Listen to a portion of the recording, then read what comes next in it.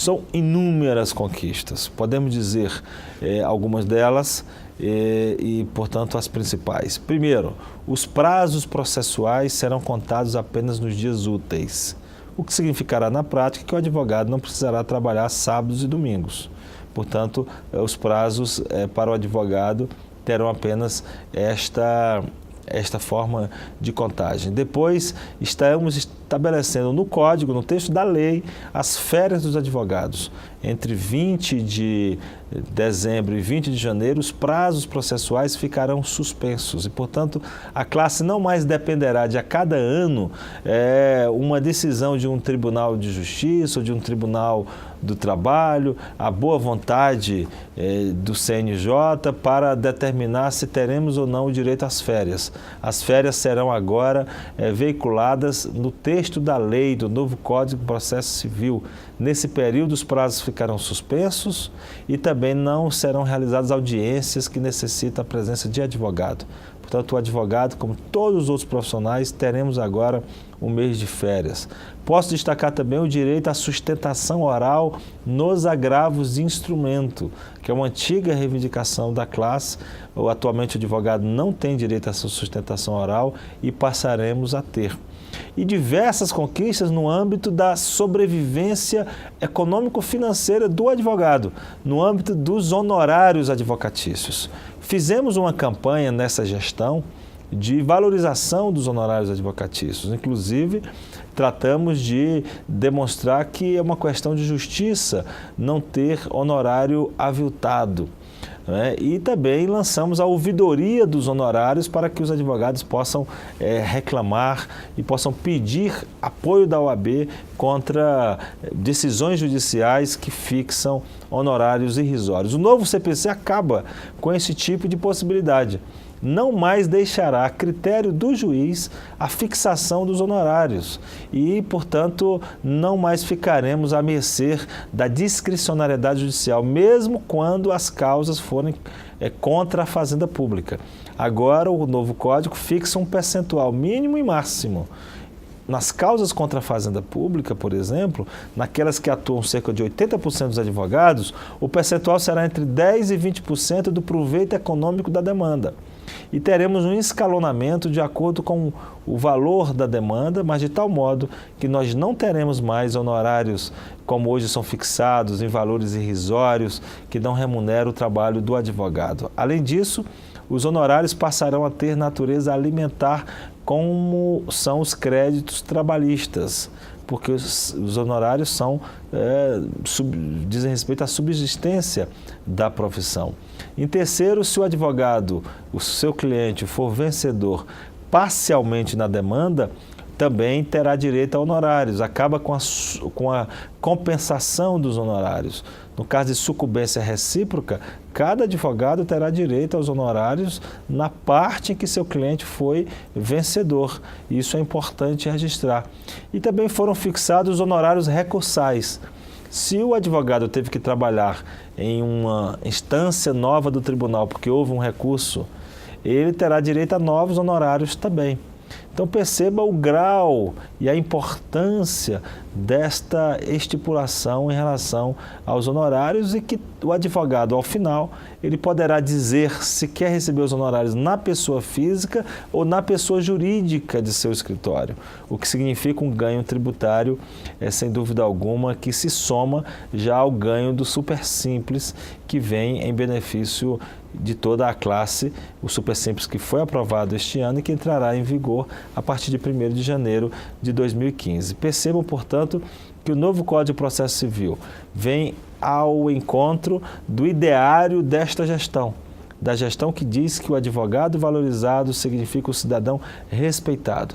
E muitas outras bandeiras e conquistas para a advocacia constam no novo Código de Processo Civil, o que demonstra mais uma vitória da força dos 850 mil advogados do Brasil, que foi capitaneada pela atual gestão do Conselho Federal da OAB, com apoio de todas as seccionais da entidade e dos 81 conselheiros federais da Ordem.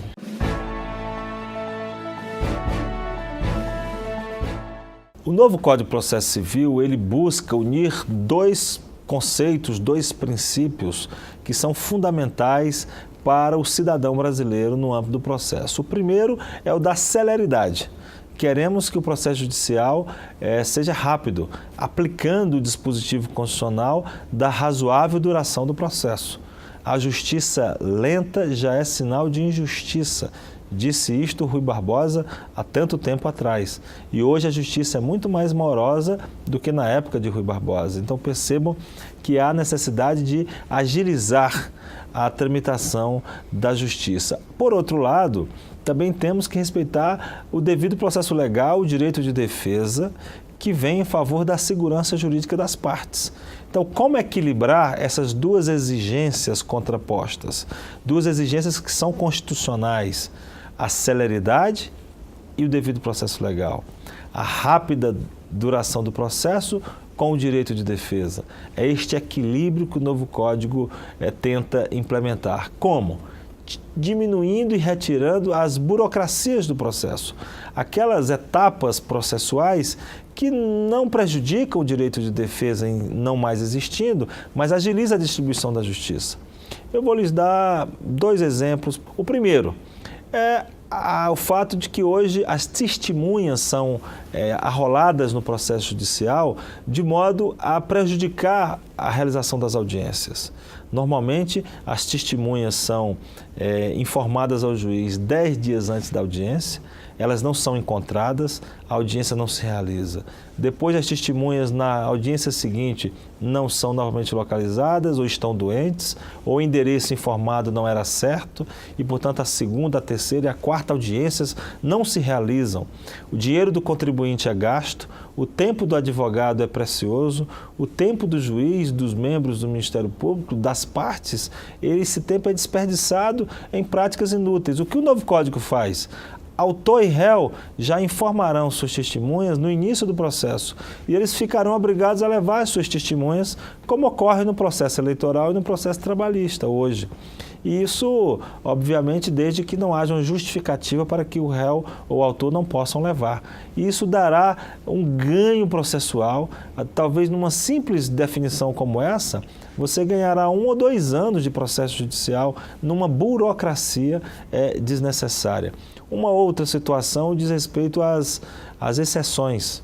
Hoje, tudo que você quer alegar em termos de incompetência ou de imparcialidade de juiz, ou também de valor da causa, é obrigado a se criar um instrumento próprio de exceção, que acaba gerando uma autuação própria, um gasto com servidores do judiciário para fazer autos apartados aos autos principais. Com o novo Código, tudo isso vira matéria da contestação. Então, o advogado ele poderá, na contestação, colocar todas as questões que quiser, não precisa ter autos apartados, essa burocracia. Então, o Código ele vai dentro de um espírito de superação daquela cultura cartorária que ainda vigora no Brasil, que é uma cultura do século XIX. Então, já estamos no século XXI e, portanto, temos que ter uma cultura mais moderna. Esse novo Código, portanto, tem inúmeros exemplos como este, que desburocratiza o processo judicial, dando celeridade sem ferir o direito de defesa. E pode-se também referir em relação ao agravo de instrumento, porque hoje os tribunais de justiça são tribunais de agravos. Ao invés de julgar o mérito dos processos, acabam julgando o agravo. O novo Código ele retira esse tipo de obrigação do advogado, a cada suspiro do juiz, ter que agravar sob pena de preclusão. Então, você traz para o processo civil também outra grande particularidade do processo eleitoral e do processo trabalhista, que é a inexistência de preclusão. O advogado poderá, na apelação, no recurso contra a sentença, discutir todos os pontos postos ou verificados no andamento do processo. Ele não precisa criar vários agravos de instrumento para cada despacho interlocutório do juiz. Isso também facilitará o andamento do processo e transformará os tribunais de justiça em tribunais de apelação e não mais de agravo, o que significa dizer que os tribunais vão julgar o mérito da questão quem tem direito e não julgar particularidades ou detalhes da tramitação processual. Estou apenas dando alguns exemplos de como o novo Código vem com o espírito de contribuir para o Brasil. Certamente, ele não é suficiente, porque ao lado da mudança legislativa é preciso a mudança cultural e também um melhor aparelhamento do Poder Judiciário, que deve ser mais transparente e mais planejado. É o tripé de inovações para que tenhamos um processo judicial célere. A mudança legislativa que está sendo realizada, a mudança cultural que todos nós devemos nos empenhar a fazê-la para que o processo não seja uma armadilha que prejudique o cidadão, mas que seja um momento de distribuição de justiça. E também uma mudança na cultura e na estrutura do judiciário, para que o judiciário brasileiro preste um melhor serviço ao cidadão. Sem dúvida alguma, estamos diante de uma notícia alvissareira que a Ordem dos Advogados do Brasil participou diretamente e tivemos a sensibilidade de todos os presidentes de comissões no Congresso Nacional e relatores no Congresso Nacional que foram fundamentais com as suas sensibilidades, com o carinho que demonstraram com a advocacia brasileira, com a importância da classe, para que possamos, nesse momento, anunciar aos advogados do Brasil que teremos um CPC à altura dos tempos atuais. Claro que, como toda obra humana, ela não é perfeita. Há imperfeições aqui e acolá, há pontos controversos, sem dúvida alguma, mas o grosso, o plano geral, não é, do novo Código de Processo Civil vem em favor da cidadania e do seu profissional, que é o advogado.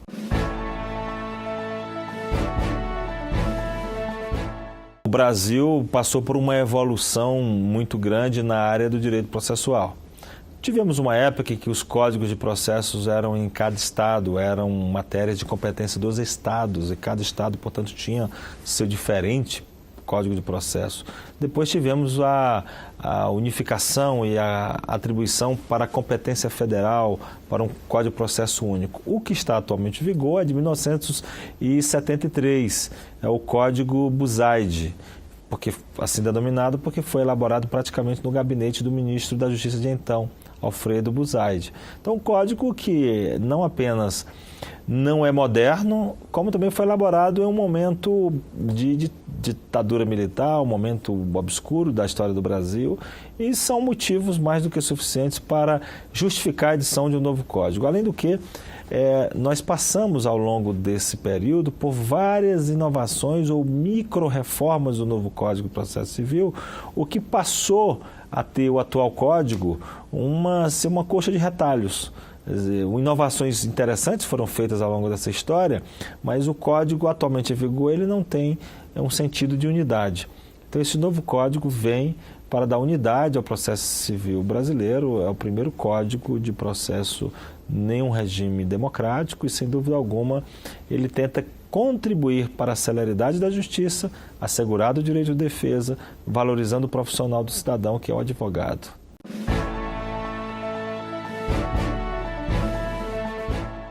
A Ordem dos Advogados do Brasil sediou um dos momentos mais importantes para a história do país. A apresentação do relatório final da Comissão Nacional da Verdade, que investigou denúncias de violações de direitos humanos durante o regime militar. O documento, com 2.000 páginas, foi apresentado pela Comissão Nacional da Verdade à sociedade. A comissão ouviu 1.200 pessoas, entre agentes militares, vítimas e familiares, para apurar denúncias de violações de direitos humanos. O relatório não representa, e dissemos isso nós da comissão, a presidenta Dilma Rousseff, o começo ou o fim dessa investigação. Só foi possível o trabalho da Comissão Nacional da Verdade porque, antes de nós, muitos se dedicaram a fazer uma investigação muito efetiva. O relatório levou quase 3 anos para ficar pronto. No documento apresentado aqui no Conselho Federal da OAB, a Comissão da Verdade faz recomendações para que os responsáveis pela violação dos direitos humanos sejam punidos no âmbito civil, criminal e administrativo. O texto aponta os nomes de 434 mortos e desaparecidos políticos, 377 pessoas com indícios de autoria ou associação às violações de direitos humanos, além de 230 locais em que ocorreram as torturas e os assassinatos. Um volume do relatório ficará guardado na Ordem dos Advogados do Brasil. Para a entidade, isso representa um reconhecimento à luta da Ordem pela democracia no país e um momento histórico e essencial para a memória nacional. E o trabalho da Comissão Nacional da Verdade vem reforçar a luta da sociedade brasileira pela democracia em nosso país. Isso é que é o mais importante, isso que marca nesses 50 anos do golpe militar, a entrega no Dia Internacional dos Direitos Humanos desse relevante trabalho para a sociedade brasileira. Temos que lembrar dos horrores ocorridos para jamais repetir. Nunca mais a voz única do autoritarismo. Queremos sempre a voz da liberdade, a voz da diferença e que todos os brasileiros se sintam em uma só nação, em um só país. Segundo o presidente nacional da OAB, a Ordem é a favor da revisão da lei de anistia. Por isso que propusemos no Supremo Tribunal Federal e aguardamos o julgamento dos embargos de declaração com efeito modificativo, para que o Supremo Tribunal Federal possa dar a última palavra. Resolvida a matéria no âmbito do Supremo Tribunal Federal, a sociedade brasileira deverá acolher a decisão, porque o Poder Judiciário, em um regime democrático, é a instância para a resolução dos conflitos sociais e das divergências de interpretação sobre as leis no Brasil. Durante a divulgação do relatório, representantes de entidades que defendem as vítimas da ditadura falaram sobre o que o momento representa para o país. O ataque à sede da Ordem dos Advogados no Rio de Janeiro também foi lembrado. Não podemos nos esquecer, presidente, e daremos continuidade ao trabalho realizado pela Comissão Nacional da Verdade. Ainda queremos saber quem pôs a bomba na Ordem dos Advogados do Brasil, que matou Dona Lida Monteiro, que merece todas as nossas homenagens daqui hoje e merece a nossa reverência, presidente Cláudio Lamato. Familiares dos desaparecidos e mortos políticos participaram da cerimônia. Vera Paiva, filha de Rubens Paiva, torturado e assassinado por militares durante a ditadura, pediu a colaboração das testemunhas nas investigações. E eu peço penhoradamente a todos aqueles que foram testemunhas, mesmo sem querer estar ali na cena, tá certo? De atos de desaparecimento, enterro de corpos, que por favor contem a verdade, tá certo? Contem, nem todo, né? Contar a verdade é um modo de reconhecer talvez a culpa, talvez o fato de estar obrigado naquele momento por uma autoridade maior, né? Mas o Brasil merece essa verdade, não é só a nossa família, são milhares de famílias. O trabalho realizado pela comissão é considerado apenas o início das investigações das prisões, torturas e mortes realizadas entre 1964 e 1985, durante a ditadura. E no próximo bloco, OAB participa da cerimônia de diplomação da presidenta Dilma Rousseff e do vice Michel Temer. Voltamos em instantes.